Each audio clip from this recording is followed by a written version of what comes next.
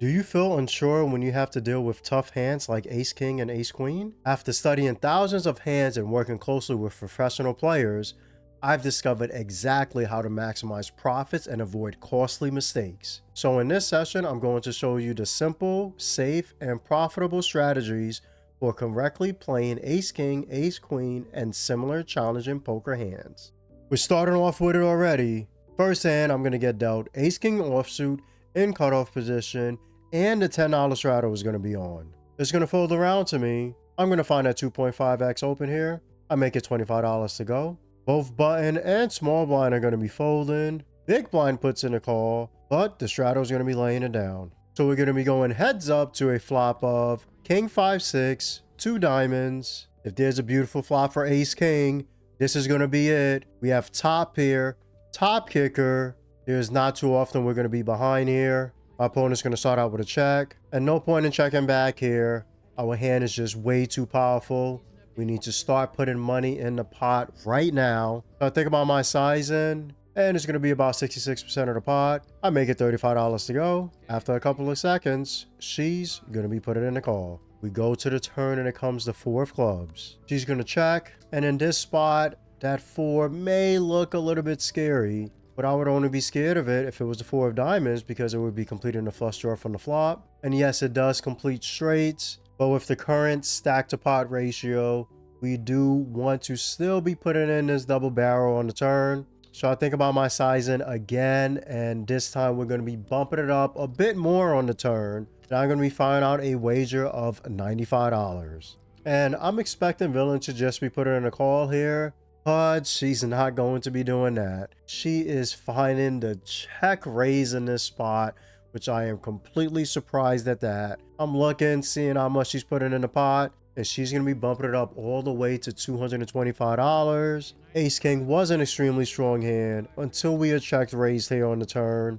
And as I'm tanking, I'm thinking about my options here. If I do call, I'm not going to have that much left in my stack, and I really have to consider what is she check raising in this spot. And after deliberating, I am fully aware that Ace King is just not going to be good here. Yes, sometime in poker, you do have to fold your top pair best kicker, and this is just going to be one of those spots. We're going to be mucking our cards, and I know Ace King is a very powerful hand, but in some situations in poker, you have to know when to not be fully attached to your current holding.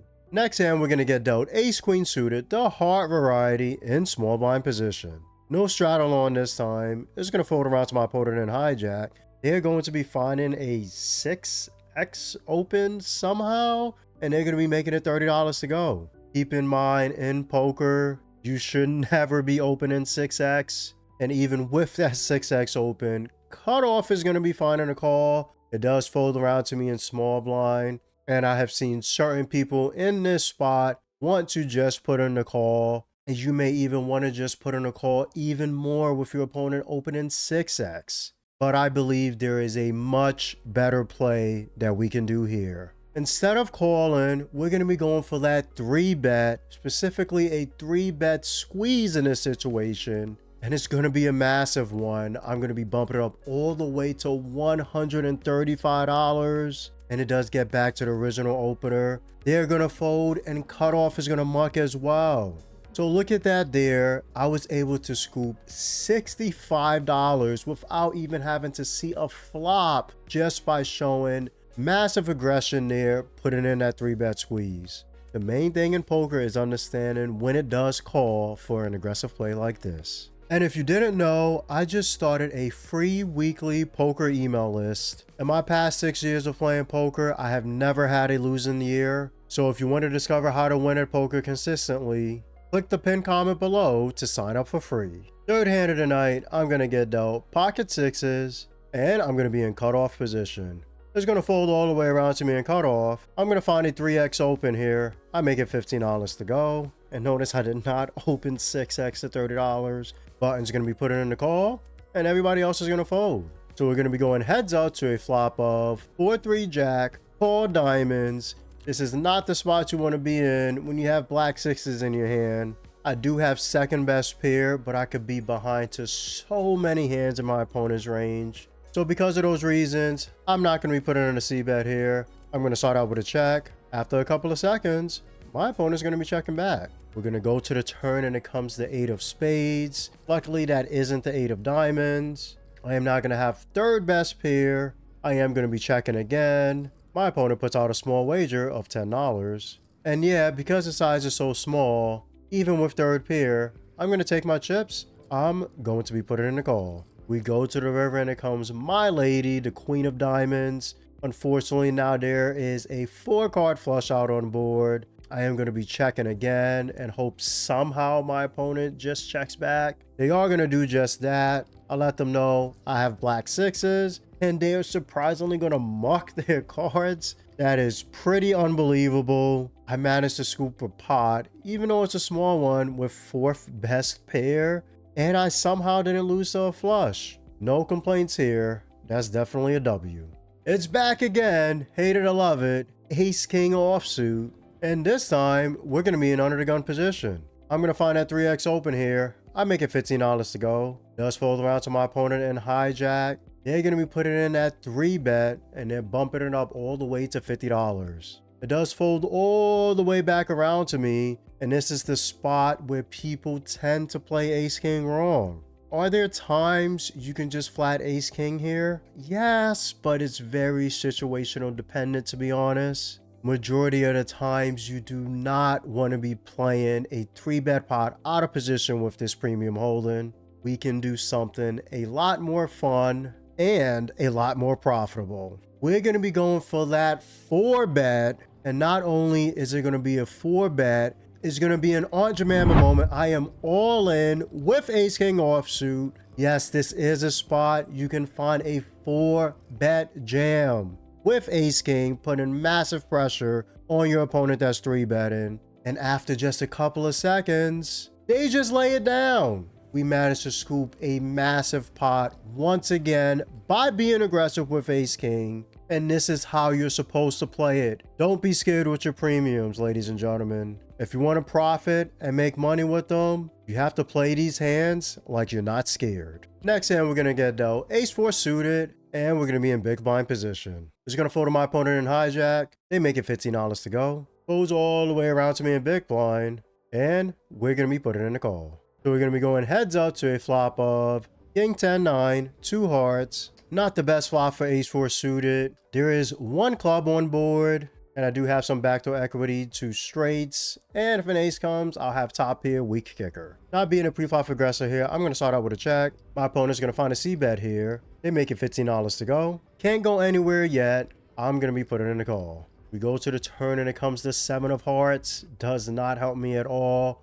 Would have preferred to see the 7 of clubs. I'm going to check, and after a couple of seconds, my opponent's going to be checking back. We go to the river and it comes the 9 of clubs. I am sitting here with ace high. My opponent did check back on turn, and they did make a small bet on flop. The 9 of clubs shouldn't have changed too much in my opponent's range, but based on how this board ran out, it's going to favor me a lot more than it's going to favor them. So this time around, we are going to be bluffing with Ace 4 suited here. I do have ace high, but we're not taking this to showdown. So I'm thinking about my sizing, and I start to grab my chips. I put out a wager of $40.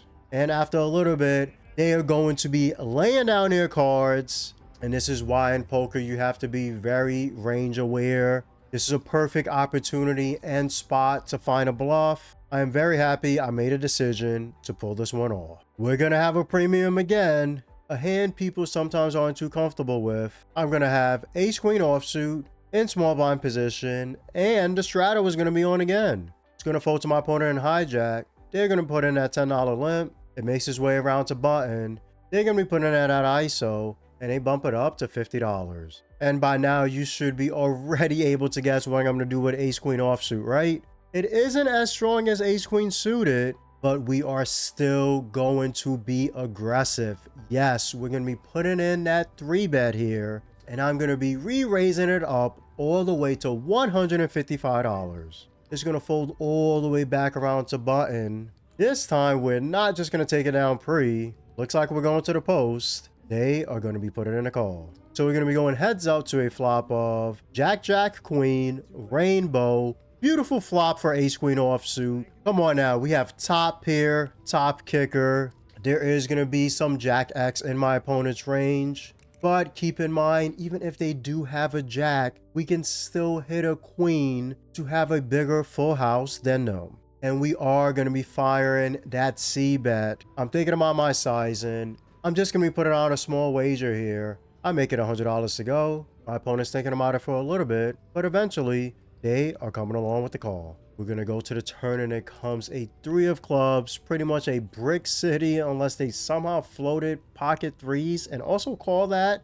versus my 3-bet squeeze pre. Very unlikely, right? And if you start looking at the stack to pot ratio here, there's a little bit more than 500 in the middle. We only have 350 behind. No point in getting cute here. I see one option and one option only. So we're going to be going for it. It's an Aunt Jemima moment. I am all in on the turn with top pair, top kicker in his 3-bet pot. And my opponent is going to go into the tank of all tanks. 30 seconds goes by. A minute goes by. I mean, by the time we get close to a minute, I feel even more confident about my hand. To be completely honest, I wanted to call anyway. There's so many hands I'm going to be ahead of that my opponent is still going to find a call with. And it is getting to the point that it's almost 2 minutes. And I'm like, yo, what is going on? Like, why is this taking so long? But I know it's a tough spot and there's a lot of money in the middle. And it seemed as if they were trying to talk themselves into a fold this entire time based on what they were saying. Eventually, though, they finally put in a call. And I'm ecstatic. And let's go to the river. And it's going to come to 4 of hearts. I'm feeling amazing until my opponent turns over pocket kings. And I said out loud, it is not too often this happens to me in poker. What were you thinking about? I could not believe they have pocket kings. I couldn't believe that they tanked called pocket kings in this spot. Let it be known, if you're ever in a spot with pocket kings, please, just put in the call. Just put in the call, okay? Don't tank for 2.5 minutes. Oh, I thought you might have had a Jack. It's like, come on now, you have kings. Like, what are you worried about? Are you surprised that they tank call kings? Am I just losing my mind by them tank calling kings? Or was there a lot to think about? You all at home know my perspective, but let me hear yours now, as usual, in the comments below. Oh, baby. Now it's our turn. We're going to get dealt pocket kings, the Cowboys, in under the gun position. I'm going to find a $15 open here. Close to my opponent in cutoff, who just recently sat at the table. They put in a call. Goes around to big blind. They're going to be coming along as well. So we're going to be going 3 ways to a flop of 8-8, 2 clubs. Very nice flop for pocket kings. I will be behind to some random 8x. But at least I still do have backdoor equity with the king of clubs to go runner for the king high flush. Majority of the times here, pocket kings is going to be the best hand. Big blind's going to check. I am going to be firing out a c-bet here. We don't want our opponents to just have a free turn, right? Let's charge them for it. I make it $15 to go. Cutoff's going to be putting in the call. And big blind's going to be laying it down. We're going to go to the turn and it comes the 6 of diamonds. Not too scary of a turn here. I am gauging and looking at my opponent's stack, and I realized they did start the hand with less than $500. They only bought in for $300. So with that stack size in mind, I am sizing accordingly here on the turn. I do grab my chips, and I do a little bit of a misclick here. I only fire out a bet of $50. Eventually, my opponent does put in a call. And I think if I did bet a little bit more, the hand would have still played out the same way here on the turn. We're going to go to the river, and it's going to come to 5 of clubs. Rough river here with it coming a club, but that's okay. Villain is very short stacked, as I said before. Sometimes in these short stack situations, you don't have to worry as much about crazy runouts like this. I am still going to be firing out a wager here. I do grab my chips and put out a bet of $150. And after a little bit, my opponent is going to announce they're all in for 220. And what a rough spot. I do realize a lot of the times here, I'm going to be beat. It is only $70 more to call though. And I meant to bet bigger on the turn. If I did bet bigger on the turn, Then my sizing on the river would have been different. It would have been less money to call if they raised. It's just so many things that are happening. But yeah, ultimately, only $70 more. In some worlds, you can win here because your opponent bluffs, right? So for all those reasons I just said, I'm still going to be putting in the call. Hoping, and hoping. And they're going to turn over pocket fives for the rivered set. Very funny there. But hey, what can you do? As I said before, this new player, fun player at that, who sat at the table, was never going to fold the turn, even if I did size up. So the hand pretty much played itself. And that's the one thing about poker. You cannot always be results oriented, and you can't always be upset when your strong pocket pair like kings and aces gets cracked. It's okay. Life goes on. Just gonna have to move on to the next hand. My third favorite hand in poker, pocket sevens. We're gonna be on the button, and the straddle is gonna be on. Gonna fold around to low jack. They're gonna be opening for $30. Folds to me on the button. I'm gonna be putting it in the call. Small blind folds. Big blind and the straddle are gonna be putting in the call. So there's gonna be four of us going to a flop of 497 rainbow. Oh baby, second best set in a multi-way straddled pot. Come on now. Let's try to make back that money from that pocket kings hand. And also that ace queen hand that I lost the pocket kings, right? Like a lot of crap has been happening, but it's okay. Big blind's gonna check, straddle's gonna check, low jack's gonna check. I was really hoping low jack would find a c-bet here, but it seems I'm going to have to put money in the pot myself. With the pot having so many people in it, I'm not going to be checking back. I am going to be firing on a wager here. It's going to be a small one. I make it $30 to go.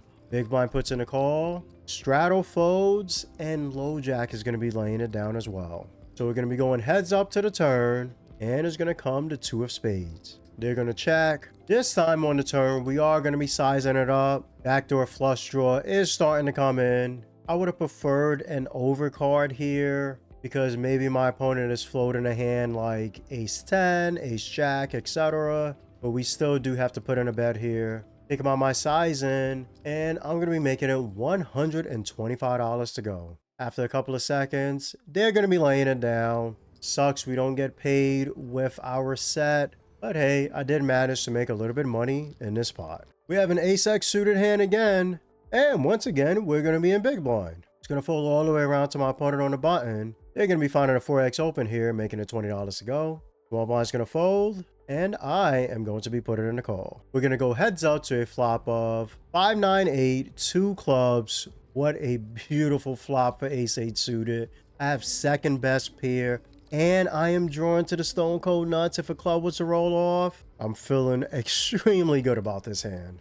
I'm going to be starting out with a check. And after a couple of seconds, my opponent is going to be checking back. No problems there. We're going to go to a turn and it's going to come to two of spades. Mostly that card is going to be a blank unless my opponent did just check back pocket deuces. As of now, I only have second best pair. But with my opponent checking back the flop, I do want to start putting in a little bit of money here on turn. Think about my sizing, and I'm going to be betting $15. After a couple of seconds, they are going to be putting in a call. We're going to go to the river, and it comes the jack of hearts. Pretty interesting river here. Queen 10 does now complete for the straight. I don't really see my opponent having jack 10 here or jack 7. Just a lot of jack X. I really do see my specific opponent at least putting in some sort of c-bet here on the flop. So based on how I'm ranging them and also how this entire hand is played out, I will still be betting the river. Yes, I am still betting the river. Think about my sizing,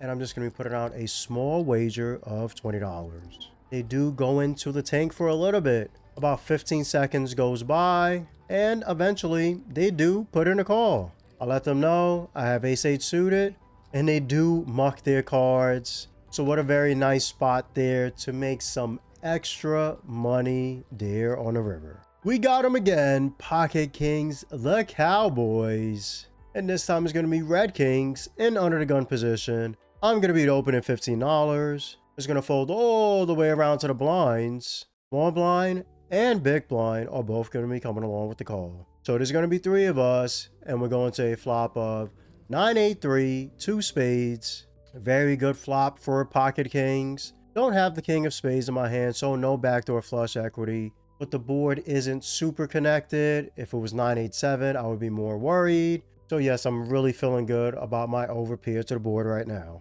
Small blind is going to be put in a check. Big blind checks as well. I'm going to be firing out a bet here. It's going to be a decently sized wager. I make it $30 to go. Small blind and big blind are both going to be put in a call. So it's still three of us going to the turn, and it's going to come to two of spades. Not a good turn at all. Front end flush draw now completes. Small blind's going to check. Big blind checks. And now it's going to be some time to do some pot control. I really don't want to fire a double barrel here into two people on the turn. So we're going to be checking back. We go to the river and it comes the 8 of clubs. Really annoying because there is an 8 on the flop. Somebody very well can have trips now. Small blind checks. I'm hoping big blind checks, and they are not going to do that. They're going to be firing out a wager here, and they make it $85 to go. I do go into the tank for a bit, thinking about my options, thinking about my opponent's range, and also clearly noting the fact that small blind is still left to act behind me. So because of these reasons and some other factors, man, yes, I am going to be laying down my pocket kings. I just believe I'm going to be beat too often here. As I said before, don't ever feel the need you have to be attached to premium hands. Let's get to the results. Have you ever had a poker session where everything just goes wrong from the start? Well, in this next video right here, I'll show you some adjustments you can make to stay focused, locked in, and be able to turn everything around into a profitable session. So we are going to book an L, and we're going to be down $1,285.